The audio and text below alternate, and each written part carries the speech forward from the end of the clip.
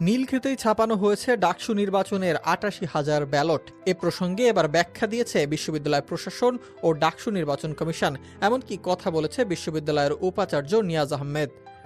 সংবাদ সম্মেলনে উপাচার্য বলেন, বিশ্ববিদ্যালয় প্রশাসনকে সহযোগী ভেন্ডর জানিয়েছে নীলক্ষেতে ২২ রিম কাগজ দিয়ে ৮৮,০০০ ব্যালট ছাপানো হয়েছে, যা থেকে প্রিন্টিং, কাটিং, প্রি-স্ক্যান পর্ব শেষে নির্দিষ্ট পরিমাণ প্যাকেটে ৮৬,২৪৩ ব্যালট দেওয়া হয়। অতিরিক্ত ব্যালটগুলো নষ্ট করে ফেলা হয়েছে।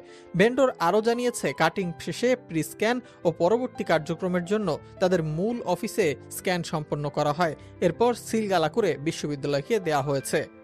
উপাচার্যের দাবি, কোথায় ব্যালট ছাপানো হলো তার উপর নির্বাচন সুষ্ঠুতা নির্ধারণ করা যায় না।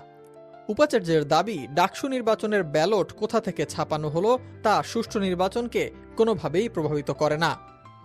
ব্যালট প্রক্রিয়া প্রস্তুত ও আনা নেয়ার ক্ষেত্রে চুক্তি মোতাবেক সর্বোচ্চ নিরাপত্তা নিশ্চিত করা হয়েছে বলেই দাবি তার। ব্যস্ততার কারণে কর্তৃপক্ষ নীলক্ষেতে ব্যালট প্রিন্টিং ও কাটিংয়ের বিষয়টি জানাতে ভুলে গেছে বলেও স্বীকার করা হয়েছে।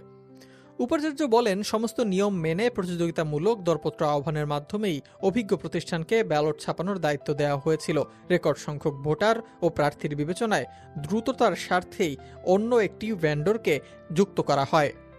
তবে এর ফলে নির্বাচনের সুষ্ঠুতা কোনোভাবেই প্রভাবিত হয় না বলেই দাবি তার।